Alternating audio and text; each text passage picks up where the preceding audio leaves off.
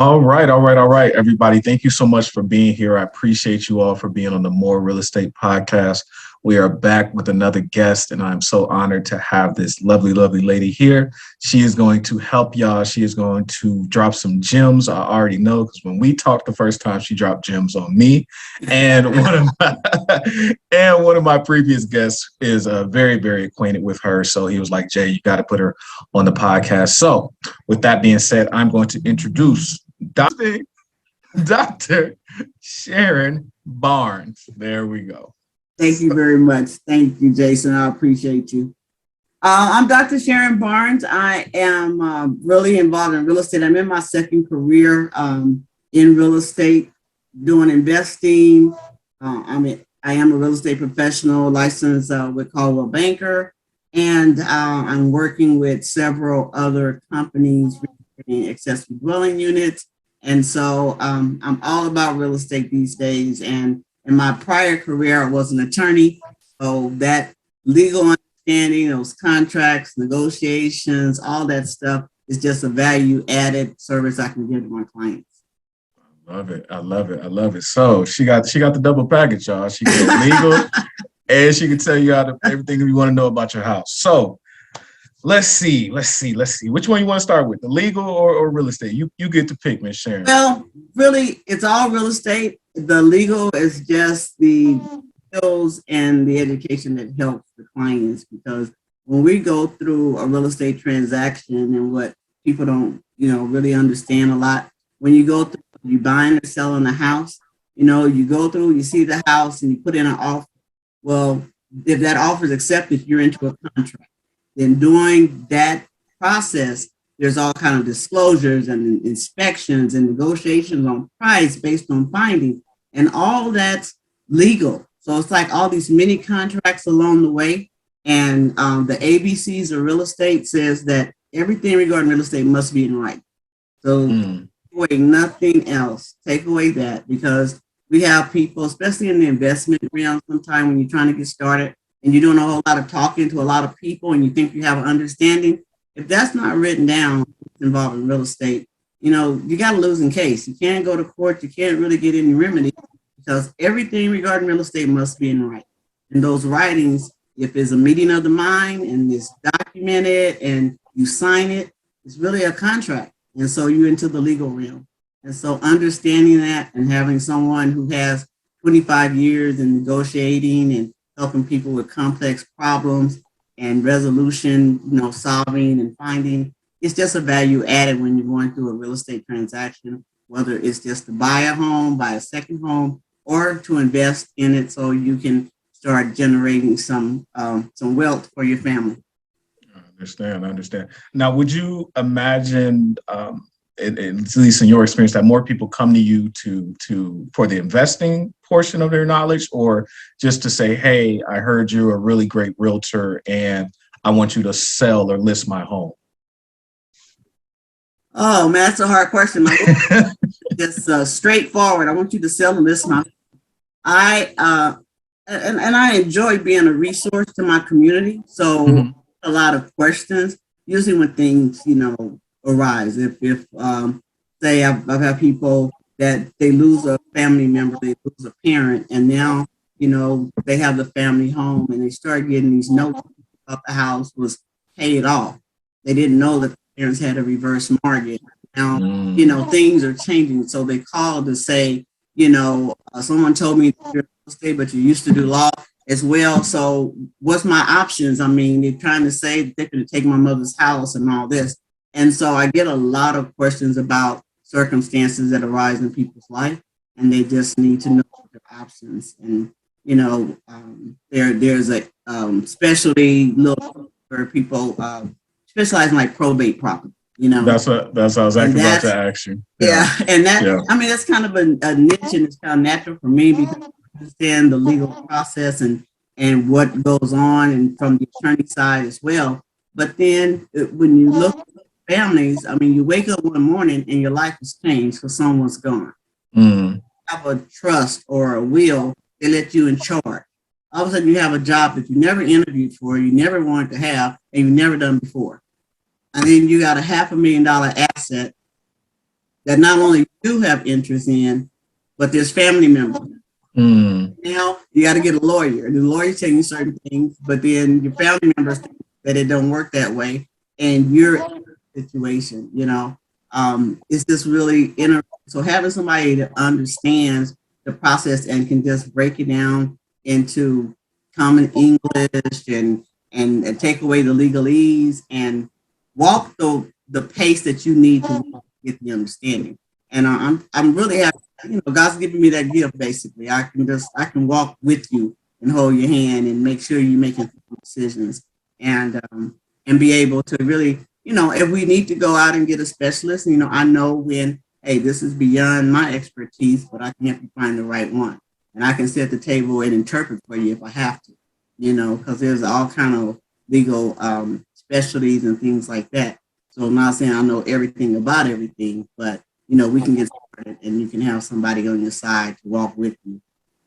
Understand. I like that. Now, you spoke about the probate, and I just want to, for the people who may not know, and I know you explained it a little bit, but essentially a probate, from my understanding, is someone has suddenly passed away and they didn't leave a trust or a will on their property, and now their estate is in disarray. And someone like you or myself would come in and say, hey, I can help you navigate this process and basically get whatever the home is worth, correct? If you want to keep the home, because there are options. You can keep the home, you can rent the home, or as we said, you could sell it, and things like that. Yeah. So have you also experienced the divorce side? Because I know some people want to know a little bit about that, like what happens in divorce cases when it comes to real estate.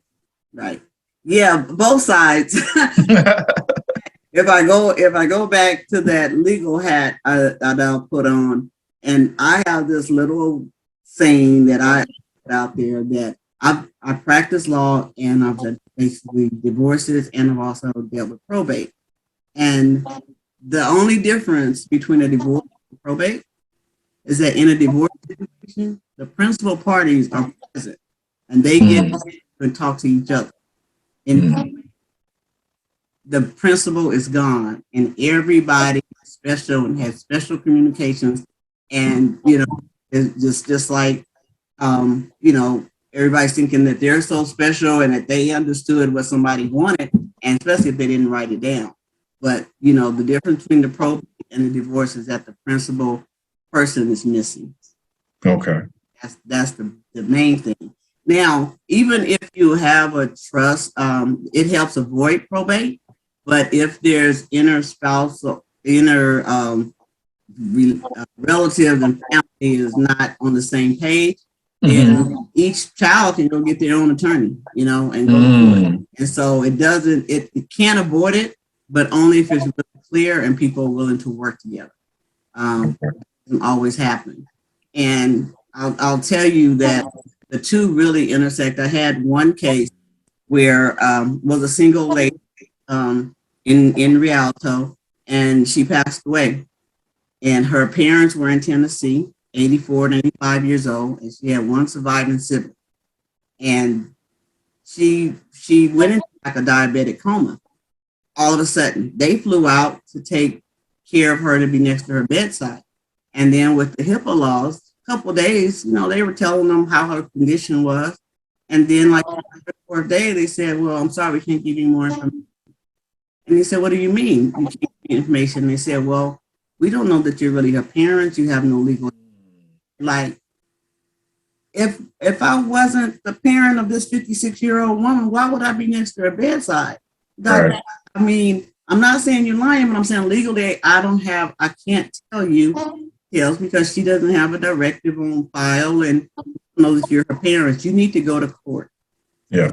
Again, I get this call, and I do her. And it's like, oh my God, what you need me to do? So I'm staying up all night just doing the work to go in, because you have to get conservatorship if you're over 18 and you take care of your affairs, you're survived, you have to go in and get conservatorship to Mm. go to another person. So these 84 and 86-year-old parents had to go into court to get authority to talk on their daughter's behalf because she was 56 years old. Wow. Doing the paperwork, and then I'm calling them, I'm not getting any answer. And all of a sudden it's like, okay, and and I'm nervous, like, okay, maybe she's okay. The next call I had was telling me that she didn't make it, that she passed away. Mm. Take all the information I had gathered from the family and go back and redo work that was specific to probate because she's no longer here. Hold a set of papers. Get an emergency to go in because they can't bury her. They can't go into her house. They can't talk to the market. They don't have any authority until the court says so. We had to file a probate, do the stuff. I'm like, imagine one day that you have to walk into a house, and they lived in Tennessee. They had to go to a house they'd never been in before. Find all the important papers. Find an attorney in the state not familiar with. Give them all the information they need. Show up in court. All this stuff. Mm. Did not have a director. She did not have a trust. She was never married and kids. Wow. And it's just really sad. And so now, and then she only owed maybe a small amount on her house.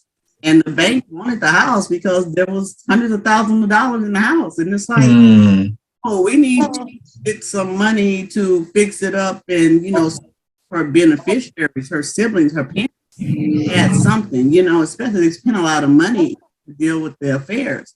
And so we were able to get a probate loan to save the pay off the bank and to get them time in court to fix it up. And so in the end, they did, get some money, but it's just hard because a lot of times if you don't have the wherewithal, you don't get anybody that got through the process, they would have gotten the house and gotten what happened to the car and all the bills. It's just be out there.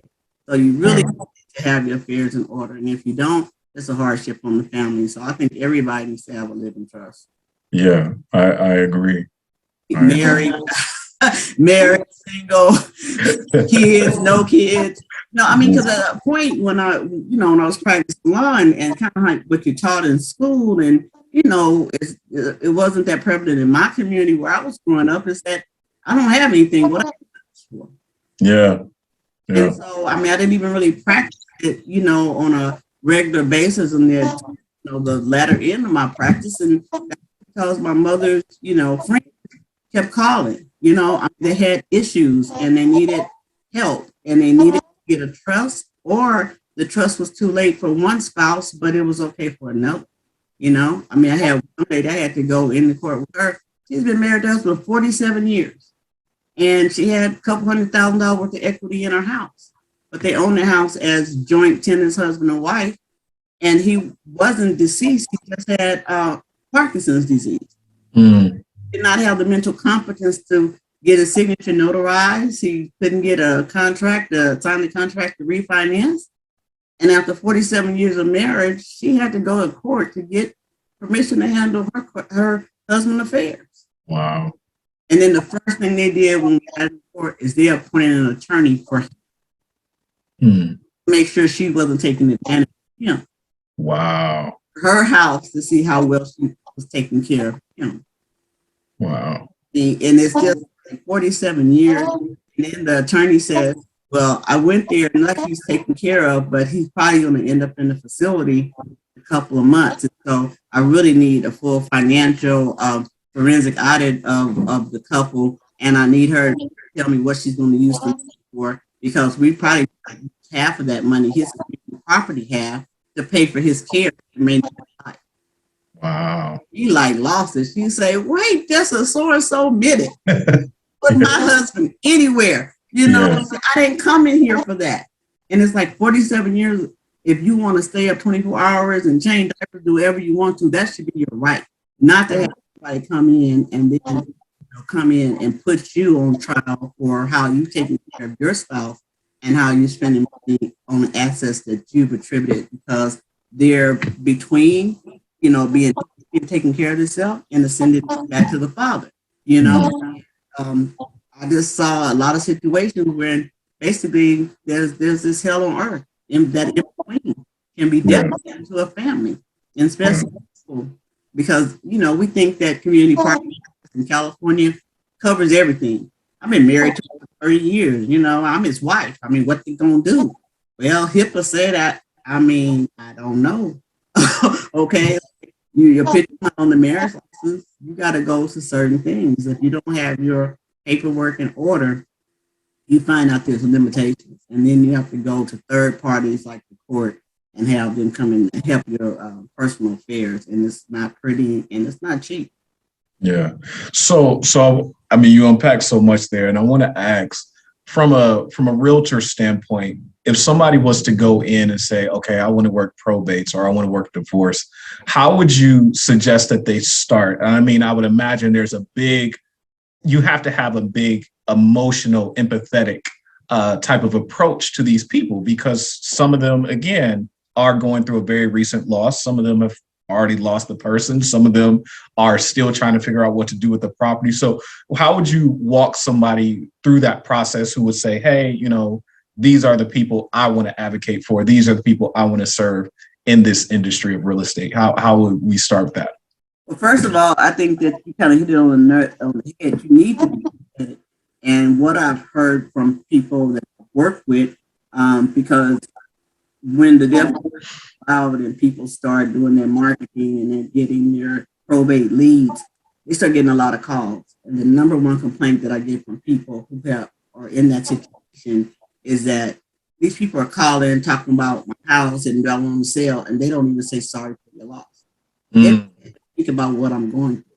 Whether that's a spouse, whether that's a child, adult child that just lost someone, or a friend. I mean, it's a whole gamut of people that are left in charge of family people affairs after they leave. But when you're calling to try to get a lead on a probate for investment or help them sell, or as they teach you, alleviate their problem, at least come off sympathetic to their problem. Mm-hmm. About money. That's the number one. Really, say that you're sorry for the loss or whatever. Take a moment, take a breath, and be human, and then ask them if there's anything you can do because you work with people in their situation that have properties and there's options out there, and I'd like to discuss them with you. Or the email, I can send you a probate timeline. It kind of addresses like what kind of time you have from the time of death to going into court if you have to, to probate letters and to get authority to handle the affairs. Because the mortgage company, if you woke up and now you have two mortgages you're responsible for, struggling to pay that one. Now you're responsible for another one. And there's other people attached that need either the funds liquidated from that so they can adjust their lives, or for the marks to be paid so they don't just lose out altogether. And so there's some timelines. I went out, I remember as a realtor, I had a partner and we went out door knocking. And it's like, okay. And I knock on the door and I'm like, we're sorry for your loss. And we have some information that might be help to you. We had like the probate timeline, some information for resources that could help you and whatever. And they're like, okay, well, thank you, but this is my mama's house. And I'm like, okay, well, you talked to the mortgage company already? Because this is my mother's house. And she passed away, but we're just going to stay here maybe in a couple of years and we'll decide what we're going to do. I'm like, oh, so you're paying the mortgage company? And I'm like, no, it was my mother's house. Right. And it's like, no matter what I said in the conversation, I was trying to have. There was no understanding that your mother had a mortgage, not paid off. Even if it's paid off, you got a taxes, maintenance. Hey, I mean, you still got things to do. But this one had a mortgage on it. No one, they didn't have a will or a trust. No one's contacted them to take over the payment, and you're not even thinking about making the payment. It's going to come knocking if you know, and if you're not opening the mail, you're taking some action. It's going to get foreclosed on, and you will leave, and it probably will not take no 2 or 3 years. So, but it's just people are at different, and they deal with it differently. And they don't understand, especially a lot of people, unfortunately, like now, we got a lot of adults living at home and you never lived on your own. And it just seemed like things get paid and taken care of. But now that person is not going to take care of them. It's not a magic lamp. It don't continue to go on. And that's the sad part. So we need to, like I say, have a living trust, have our power of attorney, get the hard questions answered. One of the hardest ones I did, was for my parents to sit down and really just talk about that. You want life sustaining? Do you want them to do everything they can? And my dad was like, no. If the doctor said I'm not going to come back with a quality of life, let me go. I'm ready to meet my father. And I'm like, do you know what you're saying? Blah blah blah. And he's like, so and so. Do you hear me? Yeah. And this is what I want. Yeah. And then in 2014 he passed away, but and he had an incident at home. He went to the hospital. He didn't come home from the hospital. And we had that conversation with the doctor, and they said we can continue to do everything we can, or you can let him go with dignity. And I heard him in my ear, let me go. It was a hard thing to do, but that if you're faced with that situation, you're doing what they want. It's not personal. And although it's hard, it hurts, and we all go through it at different times and different people, the best you can do is know that you're doing what you want, and it doesn't matter who else is in your ear, as long as you follow their wishes. And that's the best place we can be. Wow. Can be is that I did what he wanted, the way he wanted, and it was done.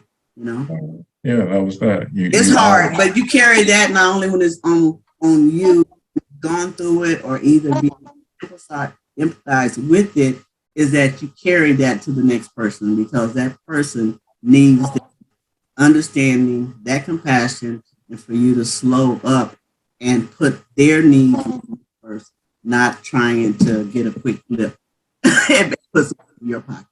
Okay? Yeah. It's interesting that you say that, because again, I know I've called on probates and had those leads come to me, and I think I've kind of find it, and I'm sure you can talk about it. You kind of find people in two places: either they're just starting and they don't know what to do, what's going on, or as you said earlier, they've had so many calls that they're just like, I know what you want. You know what I'm saying? And I find it difficult. Not and a lot of these people are very, very nice. Like the probate people, I will call them all day long. If that's what I was focusing on, because a lot of them are very understanding. They're very nice. They know what and some of them have been through the process before. So they know what's going on, things like that. But I think, a lot of times, especially if you're a young realtor like myself, or you haven't had as much experience in the game, you stick to your script. But I've noticed, and I'm sure you notice as well, half the time you don't even follow the script. Like you just we get these scripts and people tell us, oh, this is how you do it. This is what you're supposed to do. This goes right. And the conversation never goes like that. Yeah. And it's good to have scripts, because that's like your safety net. But if you listening, the conversation will flow. If they're willing to talk to you. It's one thing to try to overcome objections, but if you get somebody on the phone and then they say, you know what, I was just thinking about whether I should put it up, for sale as is, or whether I should try to fix it up because they left 4 small kids behind, and I want to, do what they wanted and set up little college funds for them, but the house the way it is now. So I was just thinking about that. Do you have an opinion on that or whatever? I mean, because you just called at the right time. I can say, the calling is to catch them at the right time. They think they have a question they haven't asked anybody. It just crossed their mind because, like I said, you have this responsibility, and a responsibility that most of them haven't walked through before. And, while you're still trying to work, take care of your family, keep the roof over your head, take care of all your job and everything else. Now you got this added responsibility. And if you get that call from somebody that is compassionate, that's listening, and have some knowledge or resources that might answer a couple of questions for you real fast, they appreciate that. And building that relationship, you'll get them in the middle. Like you said, they're either beginning and they're not going to do anything. They don't have any authority. You wait till they get the letters down the road. And, because some of the strategy is to, reach out to them in writing, send them a sympathy card, tell them you're here and give them some information that they're interested in. And then maybe in a couple of months, call them, see how they're doing now if they started the process or it's been a few minutes. Yeah. Yeah, I like that. I like that. I told y'all she was gonna drop gems, man. I told you. Y'all ain't believe me. So again, we talked about the probate. So how would, again, if somebody wanted to start the divorce portion or they want to get into divorce real estate, we know the empathy, we know the emotional side, but what would be the steps that they would take in that case? One thing I think is good on both sides. If you're really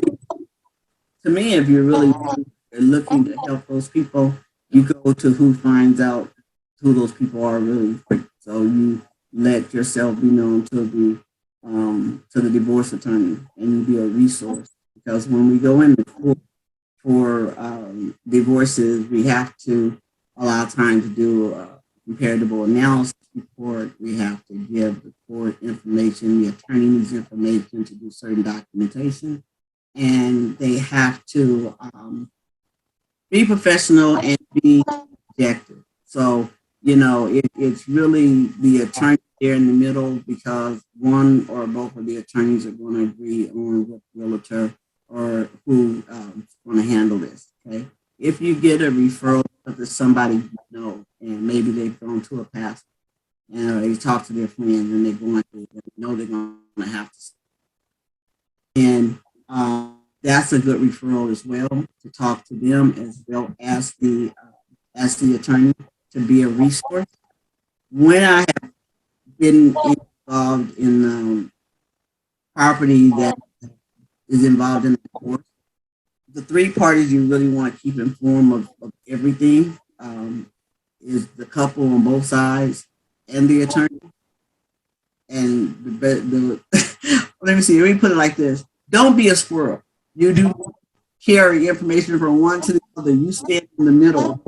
The one email copies everybody on there. If you bump into the husband in the hallway and he whispers something in your ear for a hearing, that never comes back out. I mean, as a realtor, you have a fiduciary obligation, similar to what an attorney has, and to your client. So you have to know who you are really employed for. And if you're dealing, because this couple both owns that property, they have those situations and they can't agree while they're getting a divorce. And then they don't trust each other, and they might not trust the attorneys. And I mean, it's hard. Yeah. It's really, when I was practicing, just one story, when I was practicing law, we had a case, and it was a divorce, and it involved property, and the husband went out and he got an attorney. It was in Inland Empire. He got an attorney from LA, but before he got an attorney, he was trying to prove himself. So we had a hearing and everything, and I went back to an area where attorneys can go. Was outside of the judge's chamber. But if you didn't know anybody, I think I was one of the judge's chambers. So I went back there and I was running, court numbers and spousal support and talking to other attorneys and everything. When he went to LA to hire his attorney, he told his attorney that his wife's attorney was with the judge, and that they were being unprofessional. They was having communications outside. Wow. I went back in the chambers, and when the recess was before, I came out with this inside information. That's why he went and got this attorney. So this attorney wrote this brief, and he talked. I mean, not only my professionalism, he questioned the judge. Like we were just. We're not supposed to have these ex parte communications outside of everybody. So what he was describing was wrong, and it should not happen. So, but when the attorney came up and I introduced myself, and he wanted to talk about the case, I said, well, why don't we go back to the attorney's room? And I led him through the little gate there, in the court, down the bench into this back room where the attorney was, and he said, "Oh my God, I have to apologize to you, the judge." He said, "This is what he saw. This is why he thought you went to the judge's chamber." He said, "I'd never imagined." And so the judge got on the bench and called the case before the judge could say anything. Called the case. He was pleading because he knew that judge, he rather have the judge laugh at him because he made a mistake than off at him throughout the whole hearing, because he had accused the judge and the attorney of breaking all kind of ethical rules. So it's just that perception and thinking that somebody is in somebody's pocket or doing out. So you have to be careful, and as a realtor showing up to testify at court in the divorce case, providing information, you want to make sure everybody gets the same information and you have as open communication as possible. And if you do get something from one party, you're not obligated and really should not carry it to another. The attorney and the parties will work out their divorce terms and judgments and agreements. Okay, just stay neutral. Yeah, be like, look, guys, I'm in the middle. That's all I do. I think they used to say be like Switzerland or something, but now they're trying to join the EU. So they're not want to be neutral. They don't want to be neutral anymore either. They don't.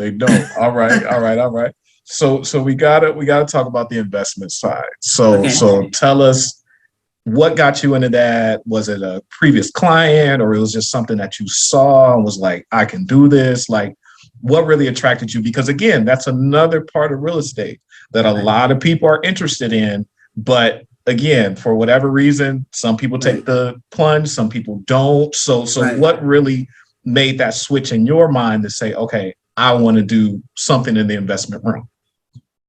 Well, doing something in the investment realm, the investment is what should really be our goal, because we should focus on trying to create some generational wealth, build up some capital for our latter years we don't have to work for, and so forth.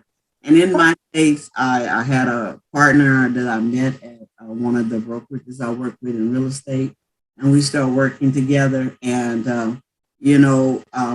as they say all the time, where everybody got a famous relative, well, whatever. It's a lot if we do that. But my partner has a famous artist in her family, and he supported our real estate business, and he gave us the opportunity because he wanted to start investing, and he wanted to give back and to help not only his family but his community and so forth. And so he was kind of like our first angel investor, and he invested in us. And what he wanted to do and carry out and give back to family and community, it was not things that easily fall right within traditional real estate. It was bigger than buying and selling a house, okay? Because you want to, even if he sets up personal home buyer assistance program where he would do the down payment, and then you would only have to do a certain amount of monthly or something. It was just different things he wanted to do to create generational wealth and to help the family, and then to have our own little personal affordable housing program going on. So we both realized we needed to really dive into the investment side, and we started getting in not only the formal education and training, but we got into the Inland Empire Real Estate Investment Club, which was excellent source of information where they're not trying to sell you, and you get to network people of all statures and other realtors, but other investors, flippers, holders, everything. And they had some excellent speakers, and so our education really started to be able to take roots. And that I went in, we had a project, and like everything, we kind of got close to budget, and we needed like bridge capital. And I went to the meeting because I had been engaged with them, and hey, Lord provided, and here was somebody that I was standing toe to toe with that had the thousands of dollars that I needed to, it was like $15,000 or $20,000 that I needed for a few weeks, and was willing to give it to me to help me, build a project and drove up to the project to see it and whatever. And even though on paper, the numbers, they said, well, why you want to do this? Because the ROI is not high enough and it's in the what if this extra strategy don't work? I said, but I believe that she's going to do it. I want to help her, and I believe what she's doing, that it'll be okay. And I just want to do it. And he went against some of his own advisors. And, to this day, tell me I'm one of the that he came in and actually, bridged that gap, because we were able to go ahead and flip that and to get enough return to pay everybody back. And when we got behind schedule, I wrote him, kept him involved, like, hey, this is what's happening. Okay, we're not going to close on time. We had to go whatever. And that communication is so important, but keeping it professional, keeping it private type of thing, and to just go forth. But I realized that there's two different tracks in real estate. There is the traditional real estate, and I am so happy and proud to be part of a banker in Riverside, to do that traditional and to have international reach and to have the resources that I can utilize in my community for the average, homeowner to help buy. But then I have to understand what the investors are trying to do, because that's a business, and I want to be on their team to make their business work and bring what I specialize in and what I have, my knowledge base and resources to be that team member. It takes they say it takes a village. It takes a team to make some. Okay, and so getting plugged in. I think we started with the angel investor, and we really opened up. And so now my partner, she's like a national realtor now. She has her own brokerage. She's doing investments in the Republic. They have timeshares and condos over there as low as $25,000. So, we can get started somewhere, take a few dollars and do something, and maybe do several transactions out of state and then come and buy something in California. There's just different options, but, it pays to have boots on the ground. It pays to have experienced team members. The little story. I have all these stories. Anyway, I remember being, this small business owner, and I was involved in the chambers and I'm trying to say, I'm losing my mind. But anyway, they did an advertisement, and they said Asian business owner want to meet African American. Asian bankers want to meet African American business. Like, okay, I want to meet y'all too. So what they did, they planned a trip to Laughlin. It was a bus trip, and we went up to Laughlin, and they teamed us up with the bankers, and the bankers were talking about the loans they had for the community, for minority business owners, and they also shared the difficulties they had in giving out those loans, especially in African American communities, because we didn't come in and ask them for them. Then they also shared with us how they were discriminated against. They tried to cold call or reach out and everything. People made fun of their accents or the way they were talking. They said, I'm the president of the bank. And they like, it is like ching chong and they hang up, just stuff like that. And it was really sad. So, but in doing several businesses that was formed, there was funding that was given. And so, it's like you have to get in the game and get out, network with people. And I love going again to the Inland Empire Real Estate Association, to the Black Inland Empire Real Estate, all the affiliate things they have. I enjoy networking. I'm getting back out there now. I did take a hiatus during COVID, and I've been slow to get back to this face-to-face, but I still do like the Zoom and so forth. But I enjoy connection, but you never know who's going to be in the room. Whether it's the Black Chamber, because I was active with the Black Chamber, the Carmen's Inland Empire for a long time. I was one of the founding members, vice president, chairman of the board, and so forth with them. But it was like, you never know. So sometimes people look at who the speaker's going to be and say, oh, I'm not interested in that. But you never know who's going to be in the breakout room. You never know where that's going to lead. And again, you never know when you have to walk into that same room after 8 months and find somebody who's willing to give you a check to get across that bridge and out. Okay. Contrary to maybe their advisors or what the numbers say, to just trust them in you. So getting out there in the investment realm helps, and you have to understand that there's two prongs, because a lot of time with investors, new investors. I was talking to a realtor and they told me what I was doing was illegal and da da da. So I get used to be a lawyer. What's illegal about it? And it's like, it's not illegal. It's just different things. I mean, it was surprising one time to see statistics that they said 70% of real estate transactions are done off market. 70%. And then we look at what's on the MLS, and then people don't want to front like people on off market deals and stuff like that. And when I started in real estate, the broker I was with, because I really got into it to get into commercial. So I do commercial real estate as well. And my working with small and emerging business owners, because Lee and Associates and Collier and Dom, all them. I mean, they got the big boy. Okay, they want you when you got you're looking for $250,000 up. Like, okay, they don't want you with that $1,500 square space for 6 months. They said, nah.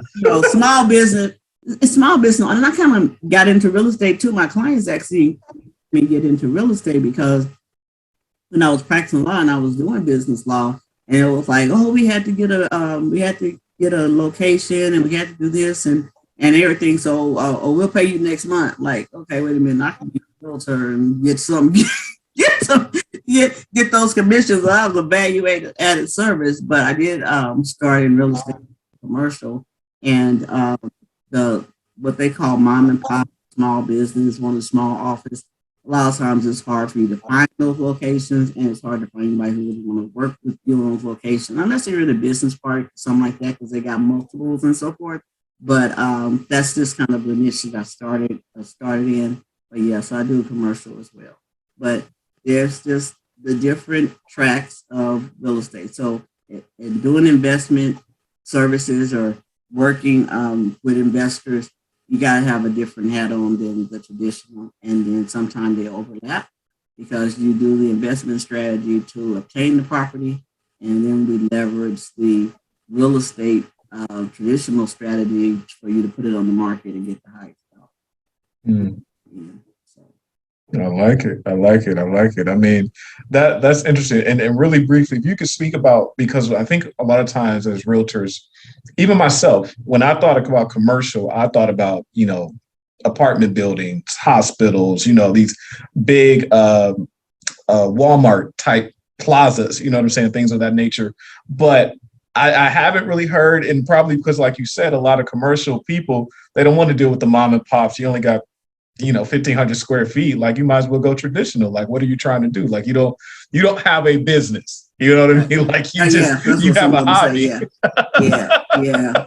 But you don't have a business. So that's really, really interesting. And if you could briefly talk about that, you know what I'm saying? Just talk about that aspect of the business. Well, I think right now there's kind of an intersect, because what I want to kind of talk about too on the commercial, to understand that anything over 4 units, single family, duplex, triplex, or fourplex, that's residential. And that means even that the money is the same, that you can get the same qualifications to get a single house. You use those qualifications to get a 4 unit. Okay. But when it comes to that 5 unit, then you're getting commercial. And the money, the qualifications, the down payments, it's just different at that level, just starting even with 5 units. And then what a lot of people don't understand, because they'll say, well, I saw this land over here I want to buy, and it's residential. And it's like any vacant land that you develop is commercial. Doesn't matter. Okay? Vacant land is commercial. Development is commercial. Then you got the industrial and the retail. Retail is the most expensive type of commercial product. So people want to be over. Okay, like the latest that was like over in Eastville. Eastville was going up, right? And it was sticks in the ground. They were saying they were coming, and smart people and people who have been in business before, who know what this development, they were signing leases like way back, like a year before you could ever see anything. And that's why when the companies are finished, you look and it's filled up. Mm. For most of us, we want to. For most of us, we want to touch and feel it. Okay, and it's like we end up being the second generation or fourth generation or somewhere down the line. I had people call and they had fantastic ideas for restaurants. They were expanding out of the high end places and wanted to get over in Eastville, and there was nothing available. There is no for you.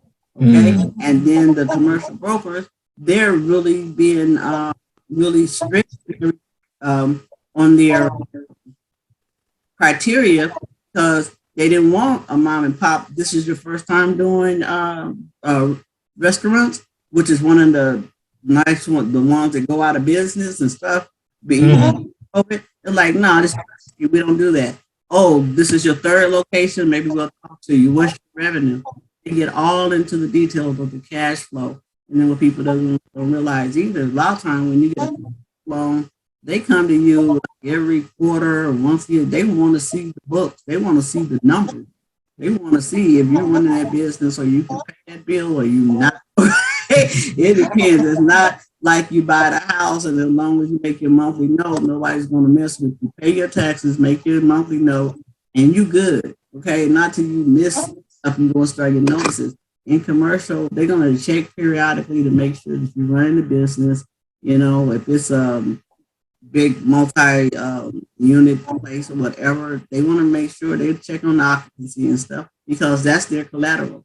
And if they want to know, so it's just different. But one thing that it flows into, like right now, my current passion is dwelling units. Okay. Now I was sitting. I went for training to real estate, business to the next level.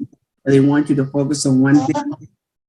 And I happened to be in class with a past client who was a legal client because she's had multiple businesses. And she was sitting telling me about a friend of hers who had got hired by this company out in Los Angeles. And they were building accessory dwelling units in the backyards of homeowners at no cost to the homeowners. Like, wait, how to do that?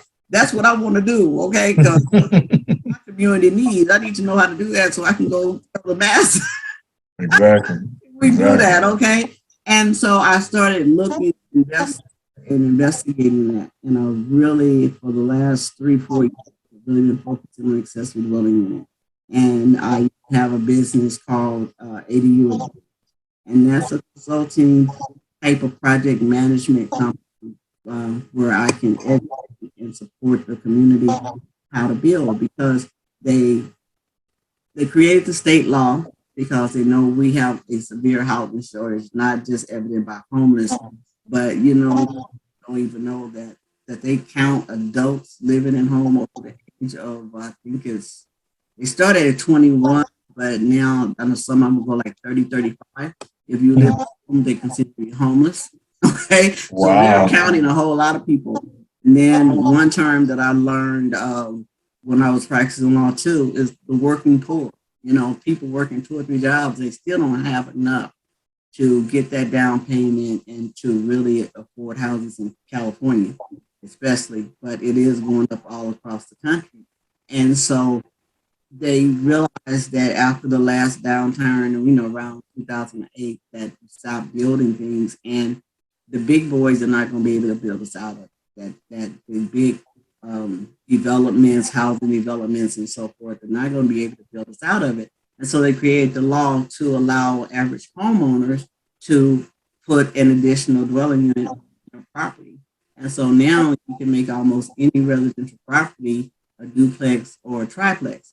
And 90% of all investors I know, they all want multi-family, and there's crabs on the barrel, and the prices are too high, and everybody's competing. And I'm like, let's create our own triplex. Let's create our own triplex.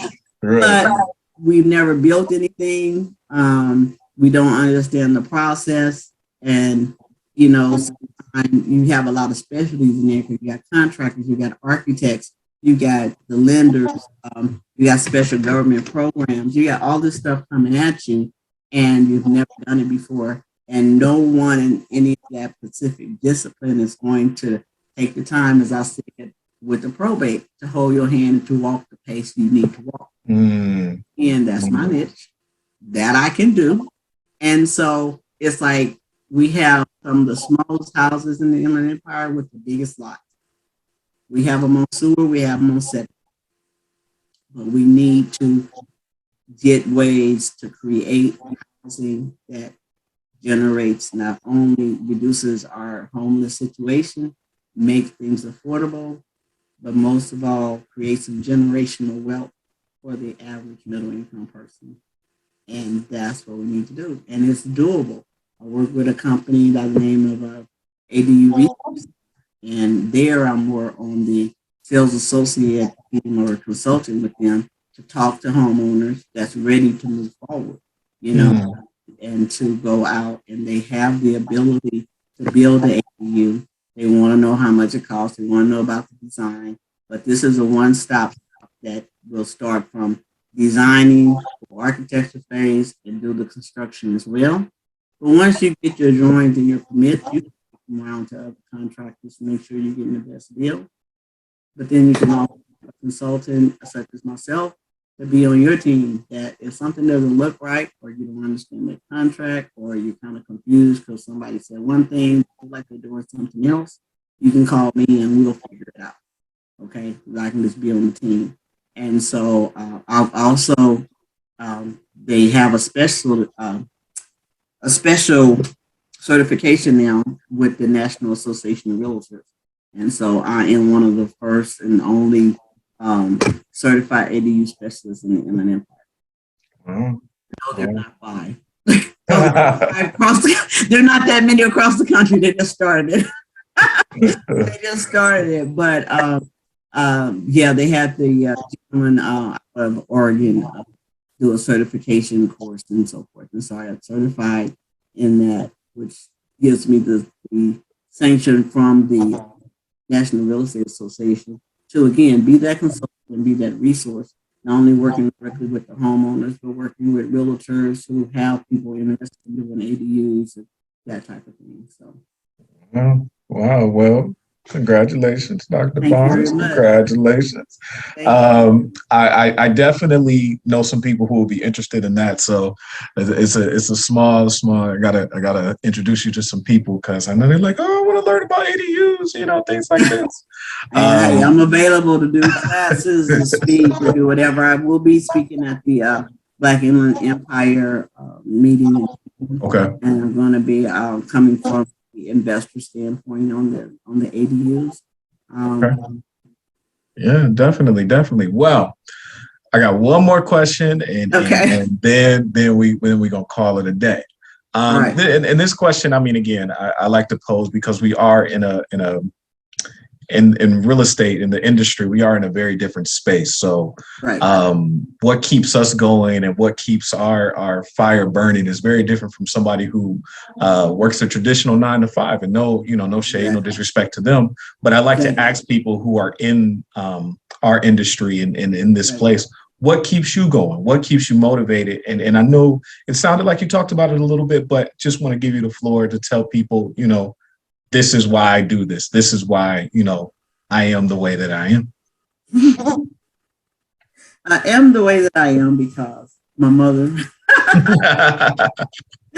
very helpful spirit, very nice. As I said earlier, when I started doing probate, it was basically a lot of my mother's friends. So, it's that mother, number one fan, that people come to the problem and say, well, my daughter's an attorney, she can do it. Oh, my daughter's in real estate, that's her. Here's her number. But generally, I really, I enjoy helping people. And so whether that was as the attorney career was about finding resources, helping people through challenging complex situations. Now it's the same thing with the state. It's it's the same. That's the biggest purchase you'll make. It's the biggest investment that you've made besides your children or, your family. You want to preserve it when it's under attack or when things are going up, interest rates going up and this is going down and the job is disappearing and all this stuff. You want to know your options. And so through real estate, through being an attorney, I always wanted to help people make informed decisions. It's like I don't really care what decision you make if I can help you get the information so you make an informed decision, good, bad, or indifferent, whether I agree or not agree. Be informed, and then you always consider who your source is that you listen to. There's a lot of things on the internet. I mean, I love YouTube, okay? But when you're attending YouTube University, you really have to be key on who's speaking. Okay, when they say something, does it apply to your state? Okay, can you utilize that information in the situation that you're in? It's good to start there, but you need to go further. It still needs that person that can validate or say, hey, that's back in Minnesota or somewhere, and they use attorneys for escrow agents. They don't have a different escrow. You have to go to a closing agent. It has to be an attorney. In California, you got judicial and non-judicial foreclosure. You got to know the difference. And then you go pull some document offline and you fill in the blanks. Laws are state by state. I've talked to people who did not know attorneys are licensed state to state. 5 years in California. I cannot talk to you as an attorney on anything in New York. And in New York, we can't talk to you about California and anything in between. We are state by state and realtors by state. But the internet is global, worldwide. Yeah. The source. You can't beat the internet. Hey, I think it's a great tool, but you still have to get local professionals and that want to help my community. Like, jobs locally. People are like, with the accessory dwelling units, people are like crabs on a barrel all over LA, San Diego, Orange County. Price points are higher, but the need of an empire, and we can make it work. But it's time for us to, we as residents and as business owners, and being present in an empire, for us to take advantage and leverage it now before people from other places, they get so saturated in LA and Orange County, they're going to be here, and we're going to be the renters instead of the landlords. Let's landlord and have our own triplex. Let's just create that and put away some college funds, increase your retirement. Get it going on one property, and then let's go do it on another one. And I do believe it takes a team. Whether that team together to buy the first few properties so you get enough cash to go do it on your own. But, get out, get involved, network, and get good information and surround yourself with good people. I love it. I love it. I love it. All right, everybody. Y'all have heard it on the More Real Estate Podcast. It was such a pleasure having the wonderful, the illustrious, the beautiful Dr. Sharon Barnes. She gave us, I told you I'd get it right now. No, but she did. She dropped so many gems on us, and I believe this episode is going to blow up. So many people are going to be like, "Oh, we want her back. We want her back."